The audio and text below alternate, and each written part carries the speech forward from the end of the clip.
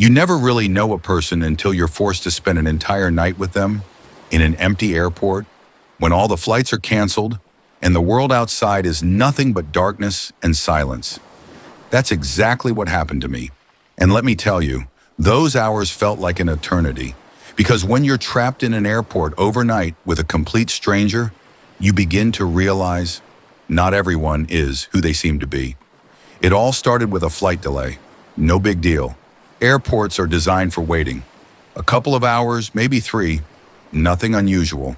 But as time ticked by, the situation got worse. A storm had rolled in, fierce and relentless, grounding every flight. The airline announced that all departures were postponed until morning. Just like that, hundreds of people were left stranded, myself included. I glanced around. Families grumbled, business travelers cursed under their breath, and others pulled out their phones to rebook flights, desperate for a way out. And then, there was him, a man sitting across from me, alone, silent, watching. I've noticed only 98% of you who watch haven't subscribed. Come on, guys, show some love and support. Thanks a bunch to those who have already subscribed. At first, I didn't think much of it.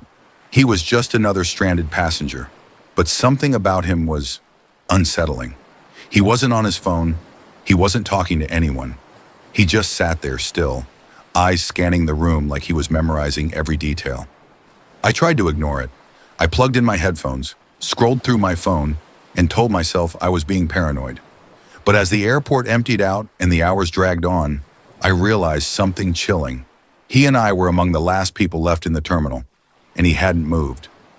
Eventually, exhaustion got the better of me, and I decided to strike up a conversation. Maybe talking to him would make things feel normal.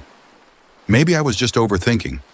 Crazy night, huh? I said, offering a forced smile. He looked at me, finally acknowledging my presence, and nodded slowly. Yeah. His voice was low, calm, almost too calm. I chuckled awkwardly. You heading somewhere important? A pause. Nowhere important anymore.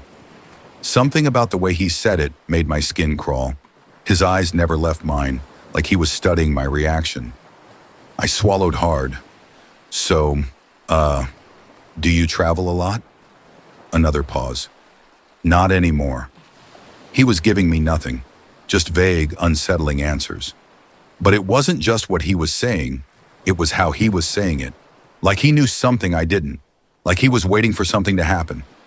Time stretched on, the silence between us growing heavier. The terminal lights flickered, casting long, eerie shadows across the floor.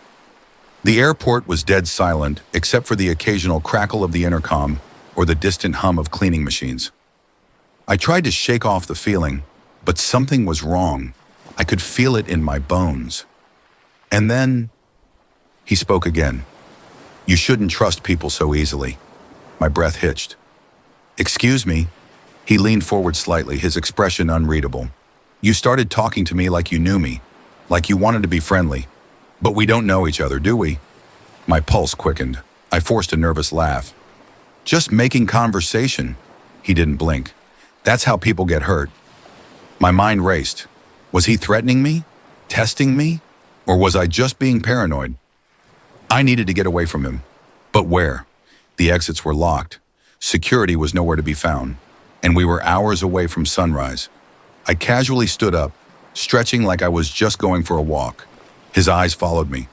Every step I took, I could feel his gaze burning into my back. I needed a plan. Fast. I made my way toward a vending machine, pretending to be interested in a snack. I glanced over my shoulder. He was still sitting there. Good. But just as I started to relax, I heard footsteps. Slow, deliberate, coming closer. I swallowed hard and turned around. He was right there. Too close. My heart pounded.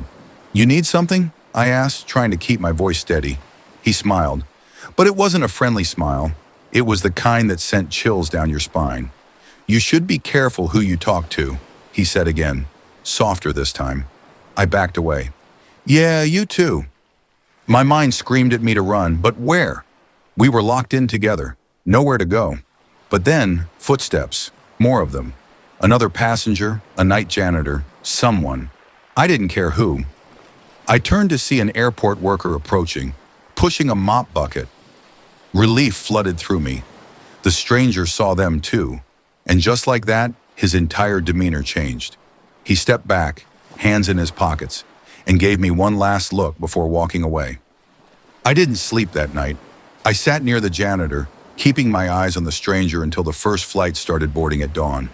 And when my plane was finally called, I didn't look back. But I still wonder, what would have happened if we had been completely alone? If you enjoyed this story, make sure to like this video, subscribe to the channel, and hit that notification bell so you never miss a new upload. And let me know in the comments, have you ever had a creepy airport experience? I'd love to hear your stories. Thanks for watching. Stay safe out there.